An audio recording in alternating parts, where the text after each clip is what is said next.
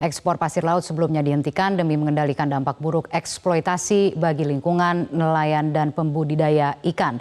Lalu mengapa keran ekspor pasir laut dibuka kembali? Benarkah hanya semata-mata demi pengendalian sedimen laut atau justru lebih dari itu? Kita akan membahasnya bersama dengan pengamat ekonomi energi UGM, Fahmi Radi, yang bergabung bersama kami dari luar studio. Selamat malam, Pak Fahmi.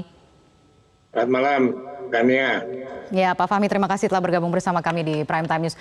Pak Fahmi, tiba-tiba kita dikejutkan dengan dikeluarkannya peraturan pemerintah nomor 26 tahun 2023 soal antara lain pembukaan ekspor pasir laut. Mengapa dulu dilarang, justru kini dibuka kembali?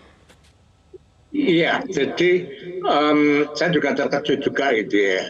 Kenapa itu kemudian diizinkan untuk ekspor pasir laut tadi yang setelah 20 tahun dilarang, dan pada saat itu Presiden Megawati itu pertimbangannya adalah itu merusak ekologi gitu ya, merusak juga akan abrasi menenggelamkan pulau-pulau gitu ya, maka kemudian dilarang.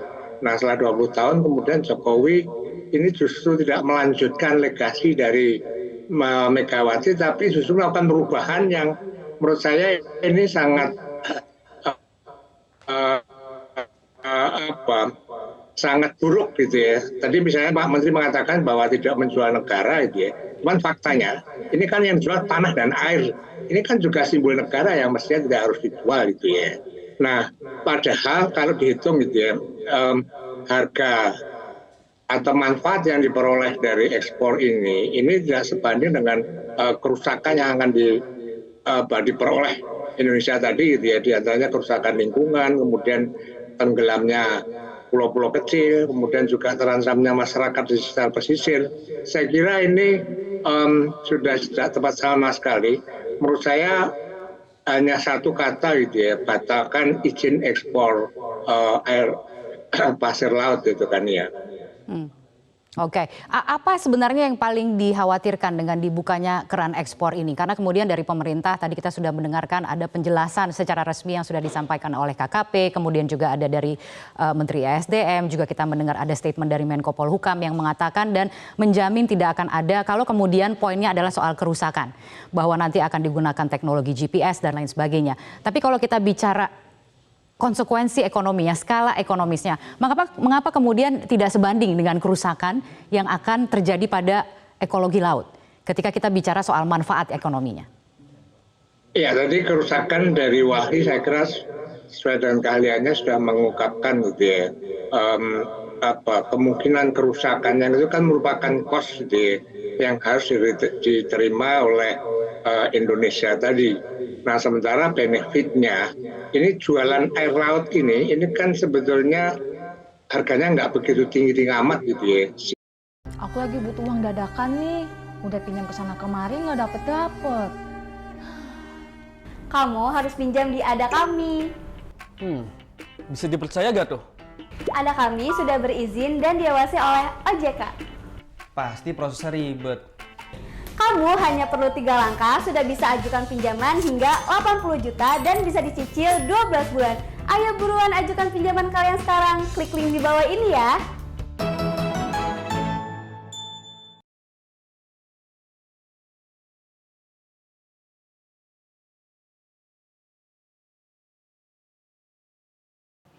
Maaf, kami terlambat. Teman-teman yang sangat membutuhkan uang dalam hidup, aplikasi pinjaman online telah dibuka. Anda tidak perlu menyiapkan dokumen yang rumit. Anda dapat mendaftar secara online dengan ponsel Anda. Dan Anda dapat meminjam hingga 50 juta. Ini adalah produk pinjaman yang diluncurkan oleh perusahaan kami tanpa jaminan dan tidak memerlukan wawancara. Pinjaman dalam waktu 5 menit setelah persetujuan. Pelunasan dapat dibagi menjadi 24 kali cicilan untuk meringankan tekanan pembayaran pinjaman Anda. Bagi teman-teman yang membutuhkan uang segera untuk keberlangsungan hidup, klik link di bawah ini untuk mengajukan kuota Anda.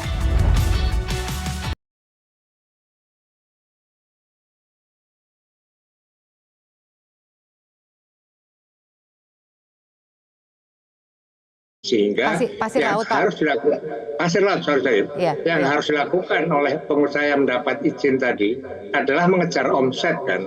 Nah karena mengejar omset, maka kemudian saya perkirakan mereka akan melakukan pengedukan pasir laut tadi secara ugal-ugalan untuk mengejar omset agar profitnya dapat tercapai. Nah, kalau Luhut mengatakan ini bisa dikontrol dengan teknologi GPS, siapa yang bisa menjamin tadi gitu ya? Karena tidak semudah itu melakukan kontrol untuk mengetahui seberapa besar yang mereka ambil.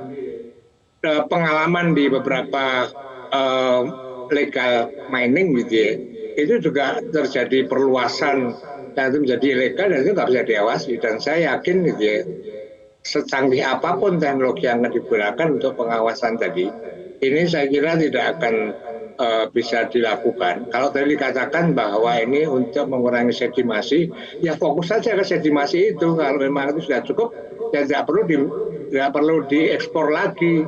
Yang memang permintaan dari terutama dari Singapura itu kan memang besar dan selalu meningkat tadi.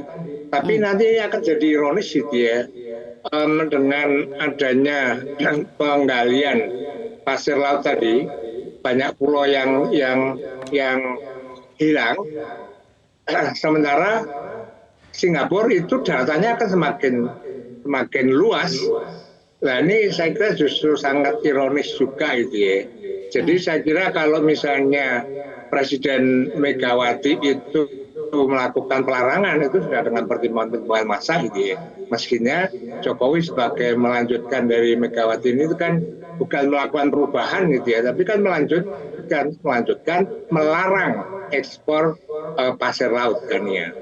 Oke, kalau menurut Anda apa sebenarnya, ada apa di balik keputusan ini? Artinya kalau kita bicara dari manfaat ekonominya, berulang kali dikatakan bahwa ada manfaat ekonominya begitu, dan kemudian juga disampaikan bahwa sepanjang pemenuhan dalam negeri. Jadi kalau melihat dari tata niaganya sendiri atau ketentuan dalam perundang-undangannya kan sebenarnya memang dibatasi bahwa baru boleh diekspor ketika pemenuhan dalam negerinya ini sudah dilakukan begitu. Nah, artinya kalau kita melihat kan sudah ada beberapa rambu-rambu yang dikeluarkan, termasuk juga perizinan ekspornya nanti akan melalui Kementerian Perdagangan, kemudian juga untuk usaha pertambangannya itu juga harus melalui Menteri SDM gitu, dan kemudian juga nanti harus bayar pajak dan lain sebagainya.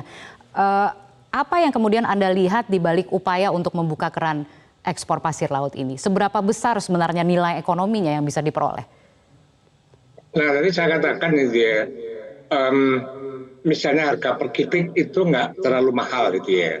Nah, kalau itu dibatasi sesuai dengan pengurangan sedimasi tadi, maka omset penjualan tadi nggak akan mencapai untuk mencapai keekonomian atau untuk memperoleh profit tadi. Maka saya perkirakan dengan price per kubik yang nggak begitu tinggi tadi, maka yang dikejar adalah omset dengan memperbesar produksi kan. Nah, produksinya tadi, maka kemudian pengusaha tadi pasti akan melakukan pengerukan besar-besaran untuk mencapai omset tadi agar itu memperoleh profit. Sehingga kalau kemudian pemerintah mengatakan nanti akan diawasi, dibatasi hanya sebesar untuk sedimentasi gitu ya, saya nggak yakin tadi, karena praktek-praktek tata kelola yang sudah ada selama ini itu seketat apapun diawasi, tetapi kemudian terjadilah moral hazard tadi. Nah, kalau itu terjadi dan nggak bisa di stop, maka cost-nya itu terlalu besar gitu ya. Tadi disebutkan misalnya banyak nelayan yang kemudian pindah karena nggak bisa melaut lagi, ombak yang begitu besar, kemudian pulau yang tenggelam. Nah, ini kan sangat ironis tadi gitu ya. Jadi menurut saya kalau memang tujuan utama adalah mengatasi sedimentasi, maka ya itu dilakukan hanya sekedar untuk sedimentasi tadi untuk kebutuhan dalam negeri, nggak perlu diekspor lagi. Karena sekali lagi dia cost-nya itu lebih besar daripada benefit yang akan diperoleh. Apakah itu dari royalti atau pajak, itu nggak sebanding gitu ya dengan kerusakan yang ditimbulkan tadi kan ya. Oke, baru kemudian ada juga penjelasan dari pemerintah demi menjaga atau demi memastikan bahwa tidak ada kerusakan pada lingkungan, kemudian juga nanti akan ada kajian, akan ada titik-titik di mana ditentukan di mana saja daerah-daerah yang bisa dilakukan penambangan, yang tentunya adalah hasil dari sedimentasi begitu. Apakah yang hal-hal seperti ini juga bisa menjamin bahwa ke depan pasir laut tidak akan dikeruk secara habis-habisan demi mengejar omset? Nah, pada saat diputuskan itu ya hanya sekedar sedimentasi tadi, kan kita nggak tahu berapa kubik gitu ya, berapa juta kubik sedimentasi tadi, setelah itu stop gitu ya. Nah kalau misalnya pengusaha yang memperoleh izin tadi sudah mengambil sedimentasi dan sudah cukup, apakah mereka akan stop gitu ya? Karena mereka akan mengejar omset tadi agar profitnya itu tinggi, sehingga saya nggak yakin gitu ya untuk Indonesia tadi pengawasan seketat apapun, teknologi apa yang bisa digunakan, tetapi moral hajat itu pasti akan terjadi, sehingga akibatnya akan seperti yang tidak kita harapkan tadi, cost-nya terlalu tinggi dibanding benefit yang akan diperoleh kan ya. Oke, jadi sebaiknya dibatalkan saja, Pak Fahmi? Kalau menurut saya sebagai akademisi yang saya tidak punya interest atau juga bukan partisan, maka hanya satu kata menurut saya, batalkan izin ekspor pasir laut. Karena ini merupakan simbol tanah air yang dijual, bukan negara, tapi tanah air. Apa bedanya itu kan ya? Terima kasih. Baik, terima kasih Pak Fahmi telah bergabung bersama kami.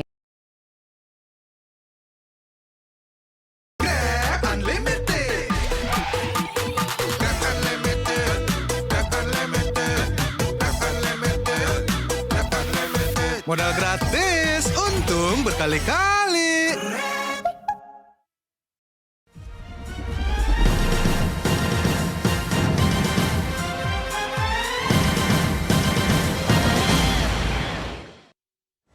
Selamat sore pemirsa, Anda menyaksikan Breaking News Metro TV bersama saya Zakia Arfan. Anies Baswedan